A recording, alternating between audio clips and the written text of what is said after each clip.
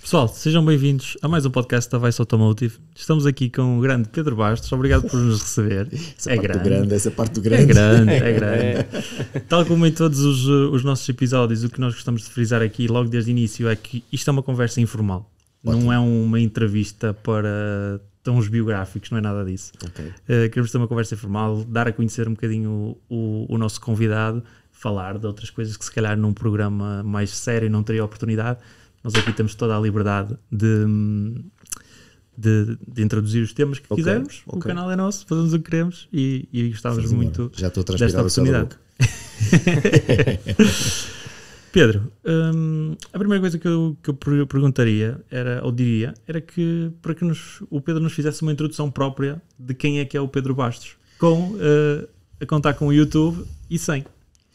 Então, antes de mais, muito obrigado pela disponibilidade e pela oportunidade para estarmos aqui a fazer esta conversa tão agradável e sobretudo por ter o privilégio de ter 2 seguidores tão atentos que me lançaram aqui este desafio, e para mim é sempre um prazer poder ajudar e ser ajudado de alguma forma. O Pedro Bastos, quem é que é? Antes do YouTube, o Pedro Bastos hoje em dia é um homem com 52 anos antes do YouTube eu era bancário de profissão. Antes do YouTube e muitos anos depois do YouTube. Foi a coisa que misturou-se durante muito tempo. Comecei a trabalhar na banca em 1992. Provavelmente nenhum de vocês era nascido. Confesso que não. Comecei a trabalhar em 1992 e em 93 dei um salto espetacular dentro da minha profissão. O universo alinhou-se e fui parar a um meio profissional espetacular, que é o meio da corretagem da bolsa e do trading. Ok. E por lá me mantive durante 25 anos no trading. Acabei a minha carreira bancária não no trading, mas num departamento de compliance e cumprimento do banco. Tive com a responsabilidade de um projeto que tinha que ver justamente com o controle do trading, uma coisa que se chama Market Abuse Control, porque hoje em dia tudo tem que ser controlado e as tentativas de fraude e de manipulação de mercado, tudo isso existe e há indicadores que promovem isso e, portanto, estive diretamente ligado nos últimos 3 anos da minha atividade a esse tipo de controlling. Algures em 2012, e é curioso, hoje no dia em que estamos a gravar este podcast, hoje faz 20 anos que apareceu o YouTube. Foi mesmo à certa. Nós tínhamos programado isso. Faz hoje 20 anos, dia dos namorados, apareceu o YouTube. E em 2012, portanto, o YouTube já tinha uns quantos anos, mas aqui em Portugal eu não sabia o que era o YouTube e alguém me desafiou para começar a fazer uns vídeos sobre carros. Eu tinha escrito já uns artigos e gostava muito de contar as minhas histórias sobre automóveis. Quem for ver o canal do Pedro Bastos tem já vídeos de longa data. Sim. Comigo, sim, 10, 12 anos. Comigo sem cabelo, inclusivamente, eu com cabelo rapado e não sei o quê. Eu comecei a fazer vídeos em 2000, assim mais a sério. Eu lembro que o primeiro ensaio que eu fiz para uma marca, em que uma marca acreditou naquilo que seria o vídeo, porque isto é uma longa história. É uma luta. Eu fiz o primeiro vídeo em 2013. Em 2012 comecei a brincar com o YouTube, não é? Comecei a fazer umas coisas e com uma GoPro que fazia um tom de cor todo amarelado, uma coisa horrível. E eu hoje olho para aquilo e penso assim, meu Deus, que coisa horrível. Uma vez eu via isto. Na altura, se calhar o standard também não era o mesmo que é hoje, não havia tantos players. Sim. Não havia ninguém. Ou nem havia ninguém. Eu acho que em português, a fazer vídeos sobre carros para o YouTube, antes de mim eu acho que havia o Yuri Francês, que acho que fazia vídeos para aí desde 2010 ou 2008. Assim de repente não me lembro de mais ninguém. E se calhar o estilo não se enquadrava também não é são públicos estilo. Diferentes e são objetivos completamente diferentes. Aquilo que eu queria fazer mesmo eram ensaios para as marcas, a dar a conhecer os carros novos. E foi uma luta titânica, não é? Um bocadinho inspirado pelo Top Gear? Ou... Sim, porque eu vou-vos confessar porque é que eu começo a fazer vídeos. Eu, durante muitos anos da minha vida, eu comprava revistas automóveis internacionais. Eu gastava fortunas em revistas internacionais. Evo, Car and Driver, Top Gear, eu comprava essas revistas todas. Eu tinha pilhas de papel em casa. Quando essas revistas, alguns em 2008, 2009, começam a fazer vídeos, eu achei aquilo muito mais interessante do que estar a lamber 16 páginas para conhecer um Zonda. Era muito mais giro estar ali 5 minutos, eu via o carro a mexer, eu ouvia o carro e aquilo prendeu-me. E eu comecei à procura da mesma coisa em Portugal. O que é que havia em português? Havia TV Turbo, ou que era um programa, o Rotações, que era um programa muito antigo que havia na televisão, com aqueles discursos todos muito decoradinhos, aquilo tudo muito quadrado. Epá, aquilo não tinha graça nenhuma. Eu acho que pensei para comigo, epá, e se começasse eu a fazer vídeos de carros? É um problema isso de quando estamos ligados às marcas estarmos condicionados ao que podemos dizer em vídeo. Acontece com frequência eles estabelecerem limites ao que se pode dizer. Eu já ganhei muitos anticorpos ao longo destes anos todos com muitas marcas. Aliás, há marcas que não me cedem um único carro, nunca cederam.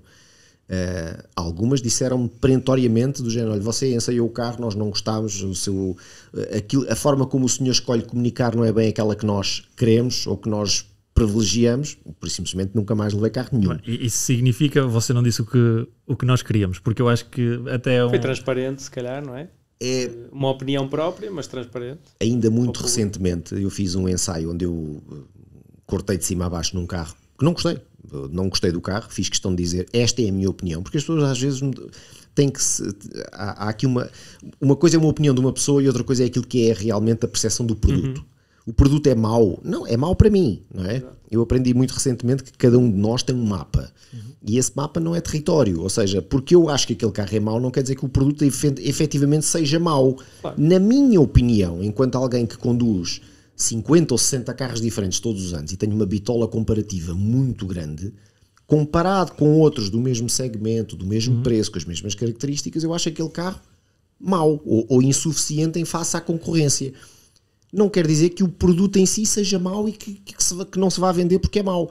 Não, para mim, comparando com outros iguais, é pior. É abaixo da média.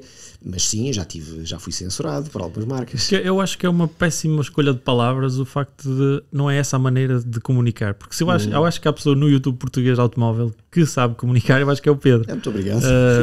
Não, a sério. Estamos num discurso que consegues ter corporate e ao mesmo tempo descontraído. É a minha opinião. Certo. E eu acho que é parte do sucesso até do Pedro está um bocadinho aí. Não sei quantas pessoas é que já se calhar disseram isso. Não sei.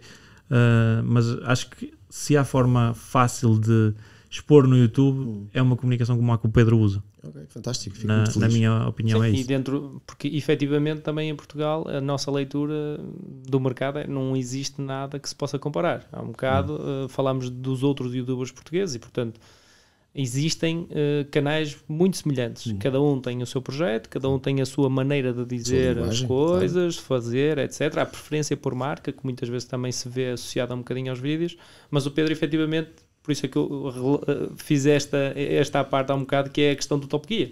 É basicamente um ensaiador transversal, neutro, que vai testar o carro e simplesmente tem uma opinião sobre o carro, que é algo que nós também nos nossos tempos comentámos muito, que é eu não gosto do carro, não quero dizer efetivamente que o carro seja mau, mas eu não gosto. Eu para mim não queria isto, não é?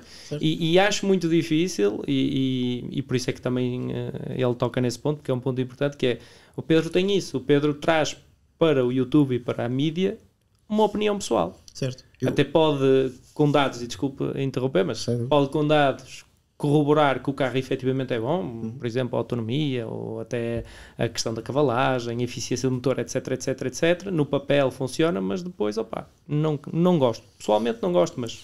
Eu costumo dizer, eu às vezes costumo fazer um paralelo entre os carros e a música.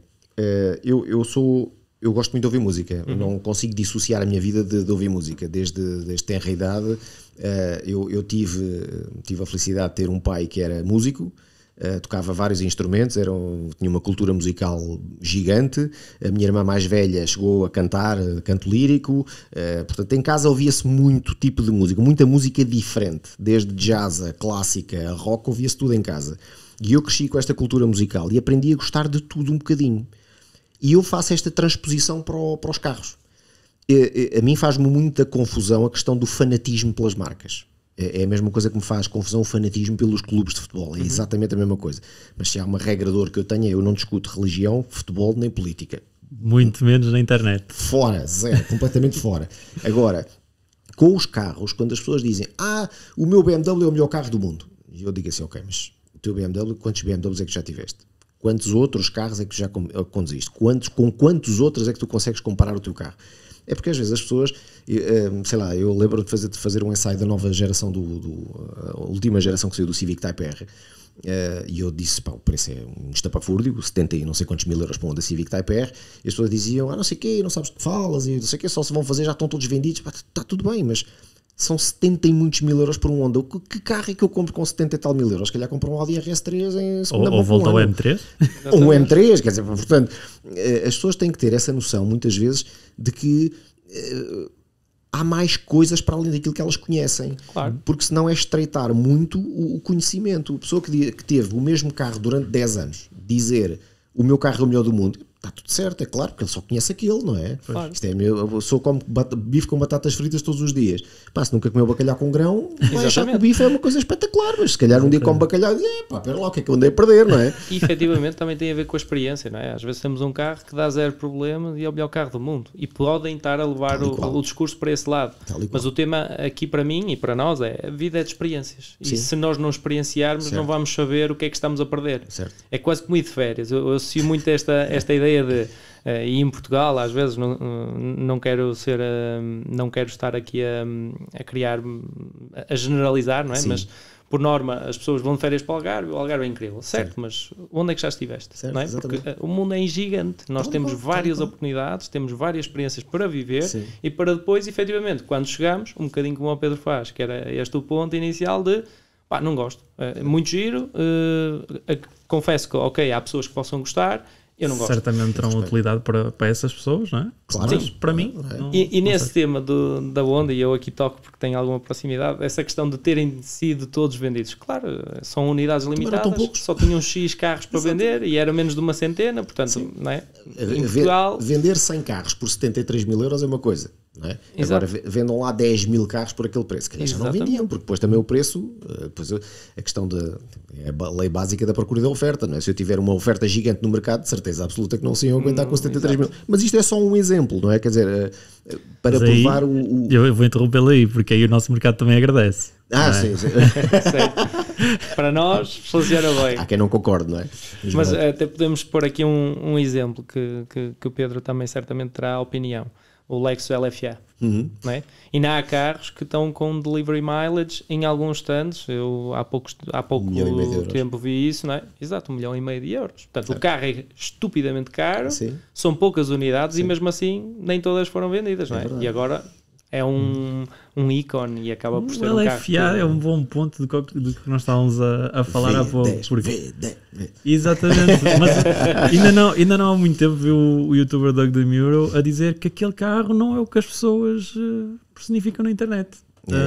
Ele, por experiência, porque mais uma vez também é uma pessoa que conduz, não vou dizer dezenas, vou dizer centenas de carros por ano. Sim. Lá está, ele tem uma amostra gigante. Ele tem uma amostra gigante na qual comparar. Sim. É por isso que a opinião dele deve ser muito válida, na minha opinião também. É aí que eu acho que faz a diferença. É as pessoas terem a capacidade de ter uma amostra com o que comparar. Não é só dizer, eu não gosto, mas não gostas porquê? Às vezes eu apanho aqui pessoas que me dizem, não sei o quê, isso é caro. Caro comparado com o quê? Pois. Exato. E dizem, caro comparado com aquilo que eu queria gastar. Então isso não é ser caro. Para ser caro tem que ser comparado com alguma coisa. Exato. Tens pouco dinheiro. Sim, nós também efetivamente temos alguns desses temas, mas o mercado, não é? Assim o dita, o preço das coisas, e as pessoas efetivamente, eu também se me pudessem, se comprasse um M3 por 20 mil ou 30 mil euros, excelente, era, não é? Era um excelente negócio. Está feito no 8. Exato. Já lá vamos. Já lá vamos, isso também vai ser tema. E se calhar introduzimos aqui a parte mais do Pedro Bastos, Car Consulting, e como é que este projeto acaba por, acredito eu, se transformar num negócio, um negócio que hoje em dia já não é só o Pedro que trabalha nele, não é? Portanto, já está a crescer. Eu vou-te interromper, porque é o negócio de Car Consulting que provém do YouTube ou vice-versa? É engraçado que eu quando estava na banca em 2019 foi quando esta ideia começou a aparecer, foi quando esta vontade de ter a minha própria empresa começou a aparecer, e eu percebi uma coisa em conversa com um amigo meu de uma agência de comunicação. Ele dizia-me assim, Pedro, mas tu faz o teu negócio, tu monta o teu negócio, porque a parte mais difícil tu já fizeste. E eu disse assim, mas qual é que é a parte mais difícil? Então tu já tens a base de clientes, Tu só tens que lhes vender o produto que eles querem. E aquilo foi... Vocês sabem a tortura da gota d'água na testa dos chineses? Sim. Aquilo ficou-me assim até 2021. Ainda demorou. Pá, vocês sabem porquê? Diogo, eu vou-te explicar porque é que demorou. Porque eu trabalhava num meio onde eu recebia um bom ordenado, onde eu era uma pessoa muito reconhecida no meu meio profissional, onde eu recebia prémios fabulosos todos os anos. Fabulosos, quer dizer, para mim, lá está. Para mim eram prémios fabulosos. Eu considerava sempre aquilo como um rendimento extraordinário que não estava nos planos e, portanto, para mim era sempre extraordinário, era ótimo. Eu tinha acesso direto à administração da empresa com que eu trabalhava, portanto, eu era uma pessoa que era consultado, digamos, eu sentia-me importante onde eu estava. Tinha valor, era um valor reconhecido. Trabalhei muito para isso. As pessoas provavelmente não fazem ideia dos sacrifícios que eu tive muitas vezes que fazer, familiares e pessoais, para conseguir chegar onde cheguei. E foi difícil largar esse conforto. Mas eu sentia-me numa gaiola dourada, que era, eu não faço o que gosto, e sobretudo os últimos 3 anos, quando eu saio da parte da corretagem, do trading, que é uma área que as pessoas, quando veem filmes na televisão, quando a gente vê o Lobo de Wall Street e aquilo e aquilo outro, eu digo assim, isto era o meu dia-a-dia. Só não havia malta a snifar coca em cima das mesas e a dar quecas na casa de banho como se vê no filme. Aquilo talvez seja um exagero, ou talvez fosse aquela realidade em Nova Iorque. Na altura. Mas para a minha realidade profissional era aquilo, era o meu dia-a-dia todos os dias. Eu ligava ao turbo a 7:15 da manhã e só desligava às 5 da tarde. Não almoçava. Ir à casa de banho era um privilégio. Ir à casa de banho era um privilégio. Nós dizíamos na brincadeira uns com os outros, hoje tens um almoço com o cliente, mas é desculpa para sair daqui 2 horas. Eu comia em cima da mesa a atender telefones e a fazer negócio. Portanto, enfim, os últimos 3 anos da minha vida profissional foram sair de uma área onde está tudo a correr a 300 mil a hora para passar para sentar, folha de Excel, falar baixinho. E aquilo só acelerou o processo de querer sair. Claro. E em 2021 eu percebo, ok, eu tenho 100 e tal mil seguidores. Se eu transformar 1% destas pessoas em clientes, é muita gente. Isto não pode correr mal. E não quer dizer que o mercado dos automóveis usados não tenha menos correria, porque dependendo depois das metas que têm, que se estabeleceram. Eu, na realidade, eu nunca quis ser um comerciante de automóveis. Eu não me considero um comerciante de automóveis. Eu acho que o vender automóveis aqui em segunda mão que eu tenho é um side effect daquilo que eu gosto de fazer, que é a importação por encomenda. O serviço tailor-made que eu gosto de dar aos meus clientes era o serviço que eu dava aos meus clientes na corretagem, na banca privada.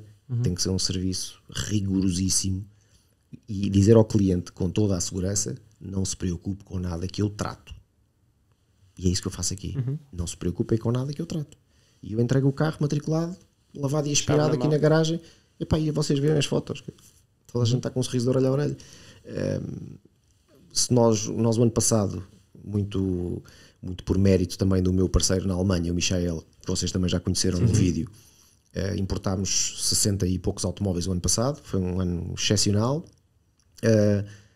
Se eu tenho aqui à vontade para dizer às pessoas e publicamente, eu tenho 0 queixas. Não tenho um cliente que diga assim, correu mal.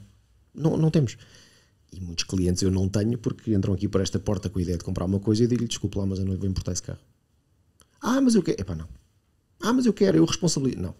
Podemos ter um caso concreto, sem nomes? Podemos ter um caso concreto de um senhor que me ligou que queria importar um M5 e mandou-me um link. Qual M5 2012. Perigoso. O V8 Biturbo. O V8 Biturbo. São todos perigosos, não é?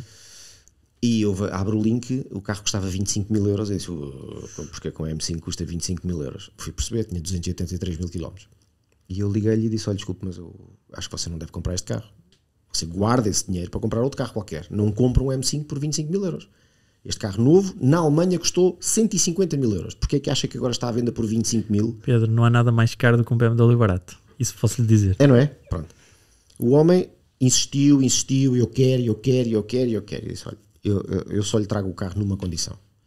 Eu vou-lhe fazer um documento em que você vai ter que assinar em como eu lhe tentei demover de todas as formas possíveis e imaginárias de comprar este carro e que você ainda assim, por sua conta e risco, quis comprar o carro. Eu acho que naquele momento caiu-lhe a ficha. Depois eu mandei-lhe um preço-chave na mão do carro, portanto ele não sabia quanto é que era o valor do ISV do carro, que mesmo com o ISV 2025 ou 2024, ainda foi o ano passado, ainda eram 11 mil e tal euros que o carro pagava, ou 9 mil euros de ISV, mais o serviço, e portanto o carro ficava-lhe, os 25 mil euros de repente são quase 40. E ele lá teve a fazer as contas, mas eu só tenho 35 mil euros. Se tem 35 mil euros, não gasto num M5 com 300 mil quilómetros. Porque você a seguir, quando receber o carro, a primeira avaria que você tiver vai gastar mais 5 mil euros em cima. Eu dei-lhe o exemplo da minha RS4. Eu trouxe um carro a rolar da Alemanha para cá, a minha querida RS4, que precisava muito de manutenção, mas veio a rolar impecável da Alemanha para aqui. Fez 2.500 km uma assentada. Ou seja, está comprovado. Quando eu pus a carrinha na revisão a fazer, eu disse, troca o que for preciso, eu gastei 8 paus naquela carrinha. E a carrinha estava boa, atenção, a carrinha não tinha problema nenhum.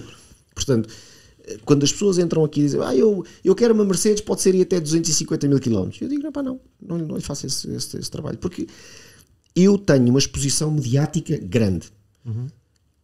Eu posso fazer o meu trabalho de forma exemplar e o homem leva com uma carrinha Mercedes com 240 mil km, eu quero que seja. Eu fiz o meu trabalho, ele comprou um carro e 15 dias depois a carrinha tem uma pane qualquer. E o carro, depois quem compra uma carrinha com Mercedes com 240 mil km, não é uma pessoa que compra um carro de 40 mil euros, eu compro um carro de 20 mil euros ou coisa do género. A primeira coisa que ele vai fazer é o quê? Vai para os fóruns. Tenho esta avaria, não sei o quê. E há um dia alguém que pergunta assim, então esse carro compraste onde? Ele vai dizer, foi no Pedro Baixo Car Consulting. Mas porquê é que o Pedro Baixo te importou uma Mercedes com 240 mil km? É logo a pergunta que as pessoas vão fazer. Portanto, eu quero completamente fora dessa praia. Mas o cliente pediu, não é? Não chega. Eu tenho a obrigação de explicar às pessoas que não vale a pena comprar aquele carro. Que é deitar dinheiro fora. Faz parte do serviço de consultoria. Exato. Daí o consulting. É isso que eu faço. Semana passada, quero comprar um Jaguar I-Pace. Tenho aqui, mandou-me um link, 33 mil euros de carro. Eu disse, compra outro elétrico qualquer, não compra um Jaguar I-Pace. Mas eu quero. Olha, eu acho que você ficava melhor servido com este. O senhor desligou o mail. Há 2 dias manda-me um mail assim, fui a um concorrente seu e já vou importar o Jaguar I-Pace. Eu disse, felicidades, espero que corra tudo bem com o seu carro e que você seja muito feliz ao volante do seu carro. E eu pensei assim, já me livrei de importar um Jaguar I-Pace. E agora vamos ver, ou melhor, o cliente depois vai ver ou não. Há casos de sorte, mas como nós sabemos, é muito isto no mundo automóvel. Pode ser que ele sorte. Um dia se lembre do Pedro Bastos e aquele gajo é que me disse para não importar este carro. Mas já agora, existe má publicidade? Se efetivamente esse caso for para o fórum, existiria má publicidade? Porque o Pedro tem exposto todo o bom trabalho que já fez. A pessoa que visse no fórum essa situação ia procurar a sua rede social ou o que fosse. Eles iam ver o bom trabalho. Isso acaba por ser publicidade. Temos inúmeros casos, principalmente aqui em Portugal e se calhar no mundo automóvel, de situações menos agradáveis para os proprietários dos automóveis, em que quem tratou deles saiu muito, muito beneficiado com publicidade. Eu prefiro não ter má publicidade, muito sinceramente. Okay. Não acredito que haja there's no such thing as bad publicity, não é? A gente basta ver a bruma da Cristina Ferreira. Exato.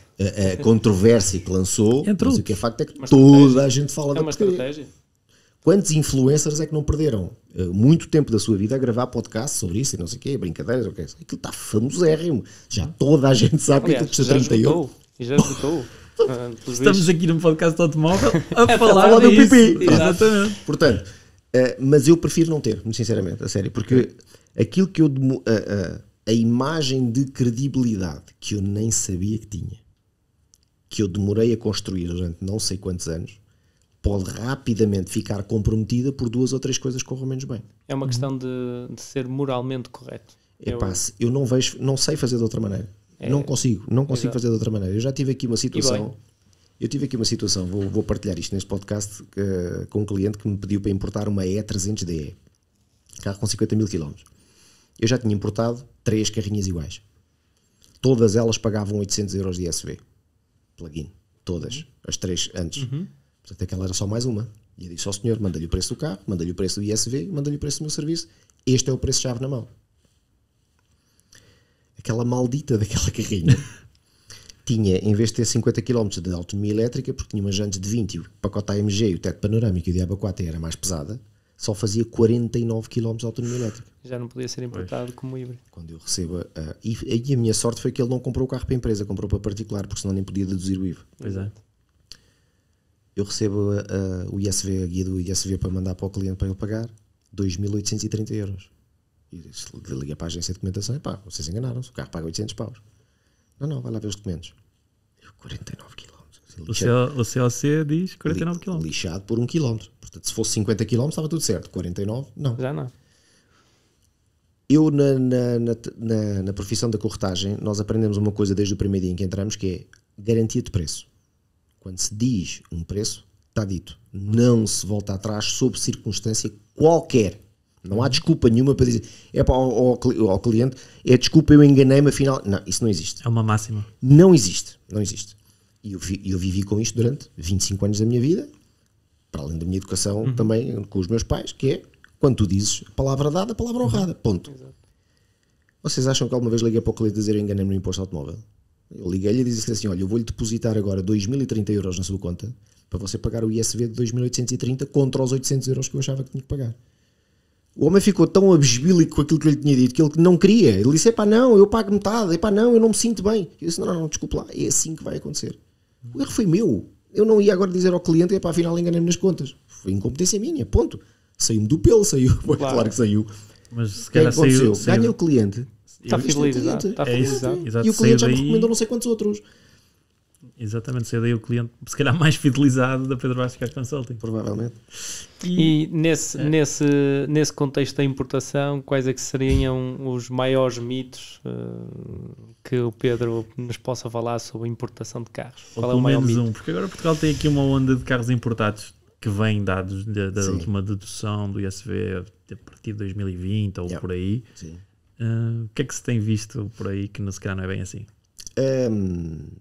Eu que trabalho com importados, Seja para o público, seja para o setor profissional. sim, eu que trabalho sobretudo com carros importados, eu tenho uma visão completamente diferente desse paradigma do o importado vem todo ferrugento e tal, e o sal da estrada. Eu acho que já passamos isso há muito tempo. Epá, Se não passamos, não passamos, não? não, acho que assim, ainda continuo a ter Sério? aqui todos os dias isso.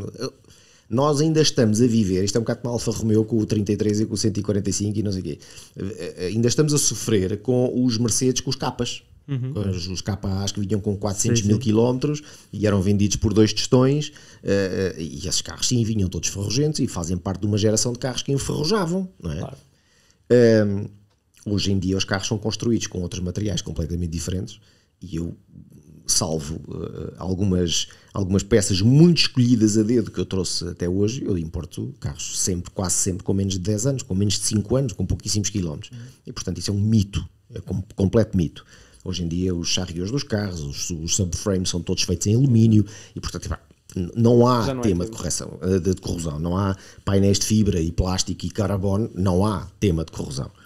Para além de que a grande parte dos carros importados que dão raia, aqui em Portugal são os que já foram importados e são vendidos já cá. Pois. Não é os que as pessoas importam de lá de fora, porque essa malta escolhe-os a dedo.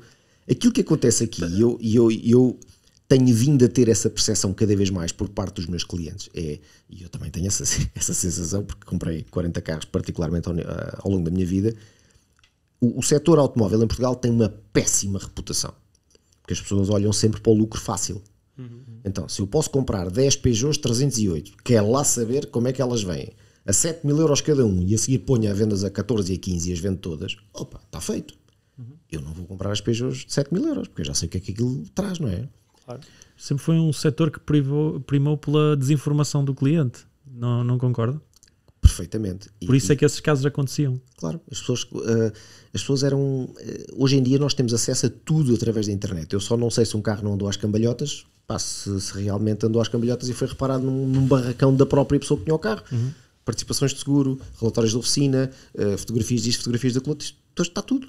Aliás, vocês devem ter visto um anúncio, um vídeo que eu fiz aqui na net com um rapaz de quem eu salvei de comprar um M3 que lhe ficava em 55 mil euros. Americano, não era? Era americano, andou às cambalhotas e o carro estava tipo assim. Mas ele estava disposto a ir comprar o carro. Isto é que me choca. Ele viu as fotos e ia lá ver o carro. Disse, pá, você vai ver um Frankenstein, foi o que eu lhe disse. Não, esse carro nunca mais é carro, não é? Pois. Às vezes por coisas bem mais simples os carros nem nunca mais se conseguem alinhar, quanto mais. Não, eu acho que é um bocadinho... É precisamente aquilo que o Pedro tocou. Ou seja, se o dinheiro for investido para reparar bem o carro, eu acredito que existam ao dia de hoje ferramentas e métodos para recuperar o carro e por vezes fica como novo. Certo. Agora, o dinheiro que se vai gastar é que não é viável, porque depois para vender a viatura não vai, Então, a pessoa que o nunca tem mais não se vai ter vende. lucro, não é? Quem compra um carro assim casa com ele, Porque a questão é, eu se der tiver um acidente com um BMW e a reparação custar 15 mil euros, mas eu fui repará-lo na BMW e o carro é vendido com garantia BMW, Premium Selection e outras coisas, eu sei que o carro está de acordo com os padrões da marca. Agora, se eu tiver um acidente de 15 mil euros no BMW, mas vou gastar 4 mil euros numa reparação ali no Tizé, vai correr mal. Porque o Tizé não vai gastar os 15 mil euros que é preciso para pôr aquele carro como origem. Nós tivemos aí uma situação com um cliente que queria comprar um 911 Turbo de 2014 e eu expliquei, como já expliquei muitas vezes a muita gente, que é o mercado alemão é extremamente eficiente. E quando eu digo que é eficiente é se o carro está dentro de um certo determinado padrão de preço, tudo o que sai fora desse padrão há gato escondido. Nem que seja 3 mil euros fora do padrão num carro de 100 mil euros. É melhor ver tudo ao pormenor. O carro andavam na casa dos 100, 110, na altura em que andávamos a ver o carro, e aquele carro custava 99.900. E eu disse ao meu cliente, isto não vai correr bem, este carro não está bem, estava a ser vendido num concessionário Porsche. Eu disse, pá, era o único conforto que eu tinha, era este carro está a ser vendido num centro Porsche. Ligámos para lá, o carro tinha tido um acidente grave e tinha tido uma reparação de 48 mil euros. Mas estava a ser vendido com garantia Porsche Approved. No entanto, eu disse assim, ok, tudo bem, o carro está de acordo com os padrões, 111 pontos, tem garantia, não sei o que mais. Mas tu queres mesmo comprar um carro que já sabes que já levou uma chanatada de 48 mil euros? Quando tu um dia quiseres vender o carro, a história que te estão a contar a ti, podes não conseguir convencer outra pessoa de uma história igual. Eu comprei o carro no centro Porsche, está bem, pá, mas o carro já levou um acidente de 48 mil euros. É histórico e histórico não se apaga. Ora bem. Não é? Sim, e depois já não existe o Porsche Approved. Claro. Já não existe qualquer tipo de garantia e por mais que a pessoa, que o proprietário diga, nunca tive problemas, certo? Não é? Nunca se sabe. Mas os 48 mil euros estão lá. É como é o vaso da China, não é? Caiu, pode estar tudo muito bem colado, mas as rachas estão lá. Exato. É um bocado isso. Temos que ter algum cuidado. Pedro, quem é que é o gajo dos 300 carros? Esse era um artista. Eu toco no assunto porque, e vou muito abertamente dizer, e se for preciso cortar, o editor que sou eu vai cortar, que é, isso era um nickname partilhado e deixou de ser. Sim. Não é? Porque faz parte de um setor da minha vida que era para ser e não foi. Ou seja, eu tinha na altura, eu ia contando, eu comecei, este nome surge porquê? Porque eu em tempos muito idos, gravei uma rubrica de 5 episódios que era o gajo dos 25 carros, em que eu ainda, nessa altura, ainda conseguia detalhar os carros todos que eu tinha tido, sabia a matrícula de cor, essa brincadeira, tudo. Ainda hoje, se fizer algum esforço, ainda lá verdadeiro petroleiro consegue. E o que é que acontece? Eu passei do gajo dos 25 carros, fiz um vídeo com o gajo dos 30 carros, depois fiz o gajo com o gajo dos 30 carros e meio, depois fiz o gajo, fiz uma série de sequelas. E às tantas deixei de contar. Às tantas, quando cheguei ao 40º, não sei o que, disse, que é que se lixe? Pronto, olha, vou-lhe chamar o gajo dos 300 carros. Generalizei a coisa. O que é facto é que quando eu comecei a fazer alguns pequenos apontamentos de importação para um amigo, para aqui e para acolá, eu achei graça ao nome. E eu cheguei a ter uma unipessoal que se chamava o gajo dos 300 carros unipessoal limitada. Que era uma chacota nas finanças, e toda a gente, cada vez que eu dizia o nome da empresa, toda a gente se escangalhava a rir. O gajo dos 300 carros, sério. Mas ao mesmo tempo não era um nome credível, não era um nome que passasse corporate. Lá está, faltava-me essa parte, era uma cena de brincadeira. Exato. E eu achei que não podia ser, tinha que ter uma coisa com um nome diferente e portanto abandonei por completo. Era uma coisa que eu, lá está, funcionava quando funcionava para amigos, mas agora vou receber pessoas que me vêm importar carros topíssimos e eu não posso ser que a minha empresa é o gajo dos 300 carros. Desses 300, quantos é que eram Audis? Nós vemos um grande histórico e padrão de Audis ao longo destes 12 anos do YouTube, por aí. Eu continuo a achar os Audis os melhores carros do mundo. Estávamos a falar de ser fanático por marcas no início, mas... Eu sou obrigado a dizer que das experiências Audi que eu tive, voltamos à experiência, todas as experiências Audi que eu tive foram bem melhores que as experiências BMW que eu tive. E atenção que eu tive mais BMWs do que Audis. Okay? Isso especificamente justifica se calhar a sua opinião. Se nós formos eu tive enquanto eu era particular a comprar carros, se eu tiver tido 40 carros, metade deles foram Audis e BMWs, seguramente, ou mais de metade foram Audis e BMWs. Tive mais BMWs do que Audis, mas por ter mais BMWs do que Audis e por ter tido experiências com Audis incríveis, é que eu posso, para mim, na minha opinião, é de longe dos melhores carros que eu já tive até hoje. continuam a ser carros que e os exemplos seguem-se uns atrás dos outros. Pá, eu tive, para mim, até hoje, o melhor carro que eu alguma vez tive, zero problemas, e de levar porrada todos os dias, era um E36 M3 3.2 Cabrio que eu tive. Ok.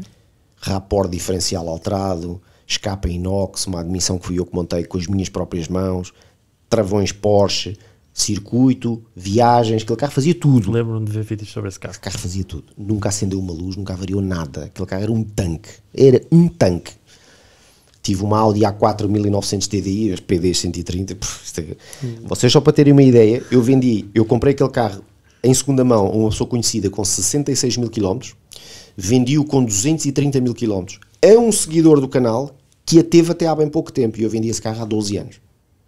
Ele vendeu essa carrinha, ele quer agora comprar um Jeep, um Range Rover, um Porsche, acho que é um Porsche, e ele vendeu a carrinha com 500 mil km e continua a dizer, espetáculo de carro. Portanto, vejam bem. Agora, experiências como eu tive com o M5, E39, uma desgraça. Todos os meses estava parado na oficina. E a dar contas de milhares. Upa. Um 525 TD, que tinha tudo para ser um carro super fiável e também foi um granel de um carro. Portanto, este tipo de experiências vieram marcar-me do género, ok, foi um azar. Agora, os Audis que eu não tenho razão de queixa de um carro, pá. Um carro. Tive carros altamente evoluídos da Audi, quer dizer, o meu S8 V10, no dia em que eu descarrego ali do caminhão, o centro de inspeções parou. Vocês não fazem ideia do que é descarregar um carro de 2007 com 75 mil km com histórico completo. O carro cheirava a novo. Entrar para dentro daquele carro era um time capsule, era andar 16 anos para trás. O carro parece que tinha acabado de sair do stand. Trabalhava como se tivesse acabado de sair do stand. Tudo se comportava como no dia em que foi novo. Esta RS4 é a mesma coisa. O Audi TTS carregado de vitaminas até mais não, continua a fazer as alegrias que eu tenho. Portanto, epá, e depois é a solidez daqueles carros, pá. A mim está-me cravado na memória aquele A3 3.2. Outro. Matrícula A... 45 a A79. Exatamente. Isso Está foi... à venda ainda no OLX. Ah, é? Está há 2 anos à venda no OLX. Esse carro saiu da minha mão com 110 mil km, agora tem 260 mil km, para aí no anúncio que lá está à venda por 10 mil euros. Esse era outro tanque. Mas é um carro que marca o canal. É verdade. Marca Esse foi um dos primeiros vídeos que eu fiz. Aliás, o vídeo que eu tenho com mais visualizações de todos, tem tipo 600 mil visualizações, sei lá o que é com o Audi A3 eu a montar-lhe uma admissão e um escape Miltec. Que era um carro extraordinário. Ok. O carro em 2004, aquela foi a primeira versão que teve caixa DSG, já tinha launch control e tudo. Foi um carro extraordinário, bebia gasolina que se farta, por isso é que eu depois fiz uma conversão, hoje não faria, não é? Mas fiz uma conversão a GPL, porque era o meu carro do dia-a-dia, e foi uma conversão, lá está, foi uma experiência GPL que eu tive top. O qual é o mínimo que faz? É uma pergunta que se pode fazer, dependendo de se eu já fui ver o carro, se eu já sei que o carro me interessa, se eu já vi que o carro está bom, se eu já conduzi o carro, se é mesmo aquilo que eu quero, pá, e eu tenho dinheiro para aquele carro. Porque fazer 400 vídeos durante 8 anos, sozinho, e nunca desistir, e sair de uma profissão onde eu estava muito bem instalado, para me arriscar num negócio que podia ter fechado 15 dias depois, não é, obviamente não é comparável com o gênio de condução do Ayrton Senna, mas é comparável com o foco que aquele homem teve, a vida toda.